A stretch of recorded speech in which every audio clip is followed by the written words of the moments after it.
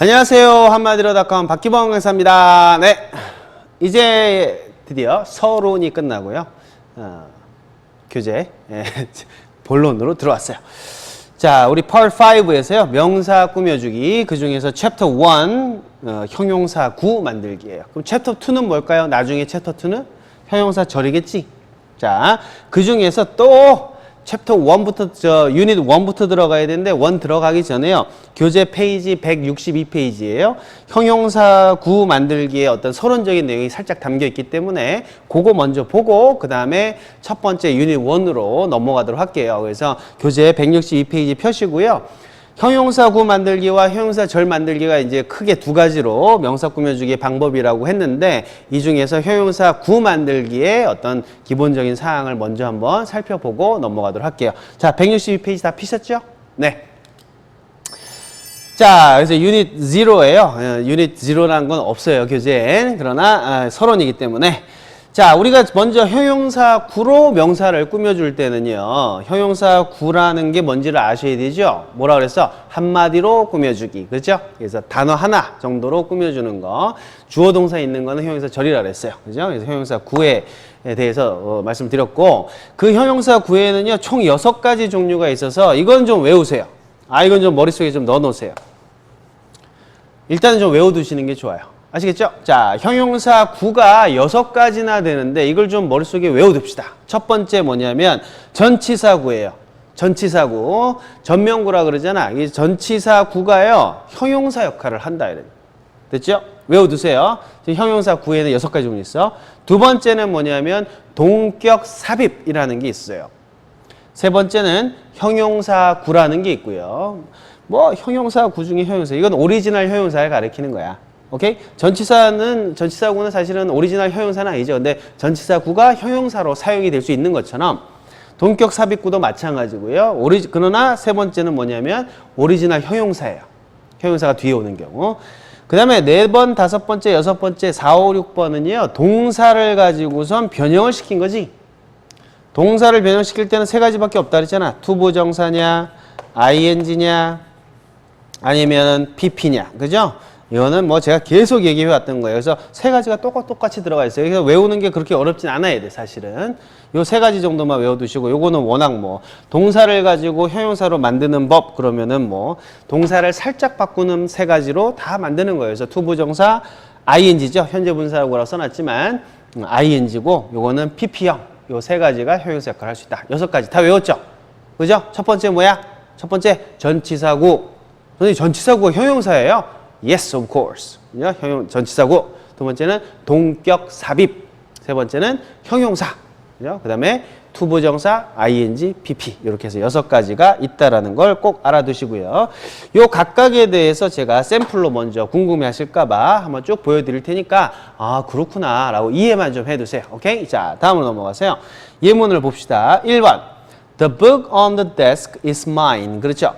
뭐 해석은요. 그 책이 어떤 책 궁금하지? 물론 그 책이 뭐 어쨌다고 이렇게 넘어가면 The book is mine 이러면 돼요. 그 책 내 거야. 그러나 그 책이 뭔지 모르잖아.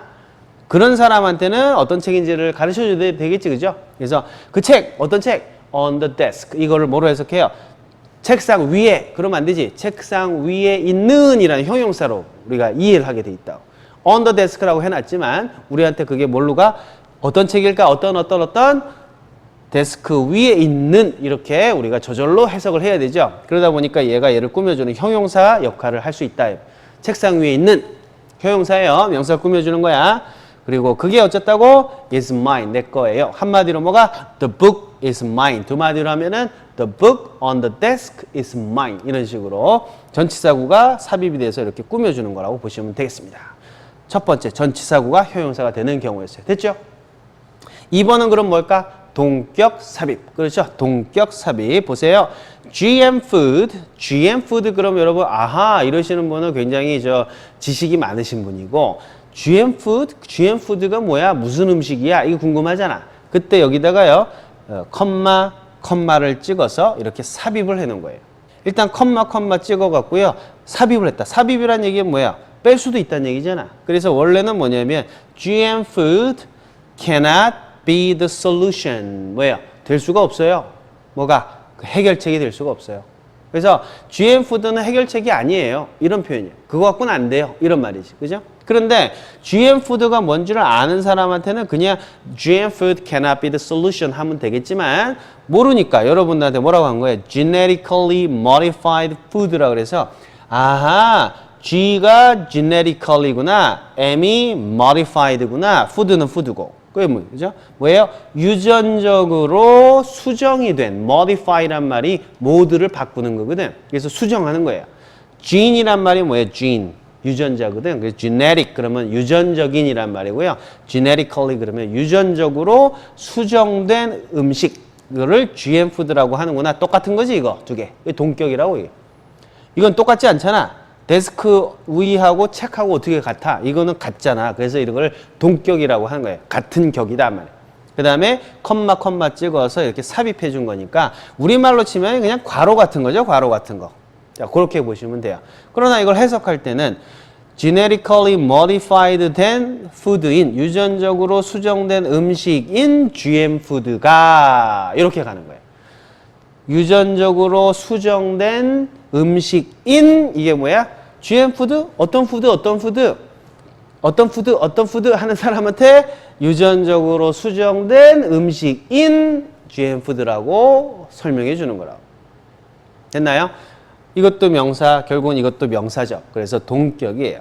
오케이? 똑같은 내용이에요. 그래서 이런 경우를 우리가 동격 삽입이라고 한다. 됐나요? 자, 세 번째는 뭐겠어? 형용사가 명사 뒤에 온 경우죠. 그죠? 자, 보면 we have money. 자, 명사. 우리는 가지고 있습니다. 뭐를? 돈을 갖고 있어요. 우린 돈을 갖고 있습니다.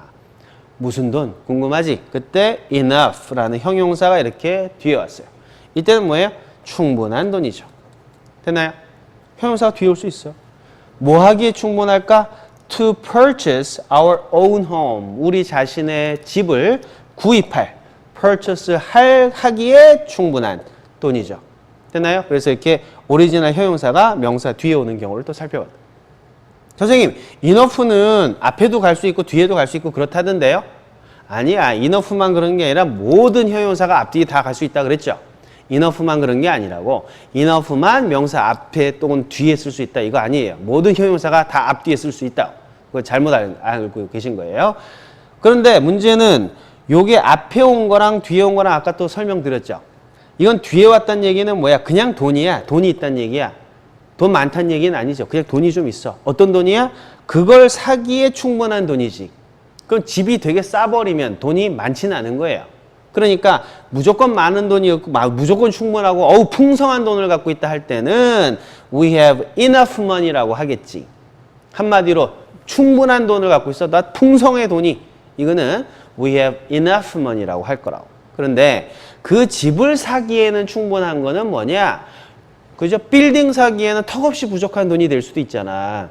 그런 돈을 enough money라고 하지는 않는단 말이에요. 그래서 뒤에다 쓴 거라고. 됐나요? 자, 그런 차이가 있다. 물론 뭐 큰 차이는 아니죠. 예. 자, 그래서 형용사가 뒤에 온 경우를 또 세 번째 살펴봤어요. 네 번째는 뭐겠어? 두 부정사. 그렇죠? 봅시다. nobody, 빵명이요. has, 가지고 있어요. 빵명이 갖고 있어요. 그렇게 해석하라 했지. 빵명이 갖고 있어요. 아무도 안 갖고 있다는 얘기가 되겠죠. 그죠? 그러나 영어적인 사고는 빵명이 갖고 있다 이렇게 하는 거예요. 그죠? 빵명이 갖고 있습니다. 뭐를요? A right, 권한을 갖고 있죠.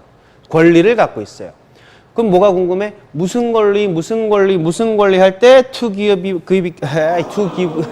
발음이 내 이름 같아서 give up.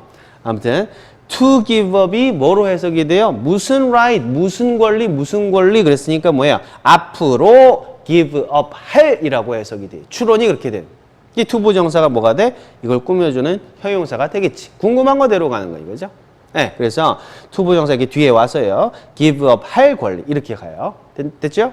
이거는 단어가 여러 개이기 때문에 이 앞에 갈 수 없어요. enough는 한 단어이기 때문에 enough money 할 수 있지만 이건 길어서 to give up right 이렇게는 표현 못 한다고. 됐나요? 그리고 give up이란 말은 당연히 또 뒤에 말이랑 또 연관이 있거든. 그게 뒤에 써야 돼. 그래서 연관이 있기 때문에 뒤에 쓴 거예요. 그래서 his, her life를요. 포기할 권리를 빵명이 갖고 있습니다. 이 얘기는 목숨을 버릴 권한이 없다 이런 얘기. 자살하면 안 된다는 얘기지. 자, 투부정사가 명사에 대해서 꾸며준 경우. 됐죠? 아주 익숙한 경우일 거예요. 이거를 뭐라 그래? 투부정사의 형용사적 용법이라고 하죠. 자, 그 다음에 다섯 번째는 뭐예요? ing죠. 보니까 who can trust? 누가 믿을 수 있어? 이거죠. 그죠? who can? 누가 할 수 있어? 뭘 하는데? trust. 믿을 수 있냐고. 오케이? who can trust? 누굴 믿어요? such a girl. 이건 그냥 그따위 여자. 우리 앞에서 많이 했었지. 그죠? 그따위 여자를 어떻게 믿어? 됐나요? 누가 믿겠어? 어떤 여자에 어떤 하니까 ing 다 와서 telling. 지금 현재 막 말을 얘기를 하고 있는 거죠. 그런 여자. 막 얘기를 하고 있는 여자를 어떻게 믿어?